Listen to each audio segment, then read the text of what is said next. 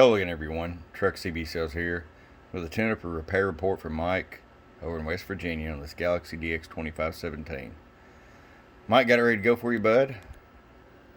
Put you some ultra bright wide angle LEDs in there. You can see these meters a little bit now. It was down on power. Somebody got happy with the screwdriver in there, and one MOSFET had went down as well. So we replaced the MOSFETs and threw in the upgraded voltage regulator, did the alignment tune. I really don't know how you was hearing anything on this. The receive was way down on it as well, so we took care of that. Let's get right to it. RF power all the way down, 5-watt slug, half a watt all the way down. Roll it up right at 5 watts. Go over to the 50-watt slug. Going to show you average power swing. Hello, 18 bird average. Peak power.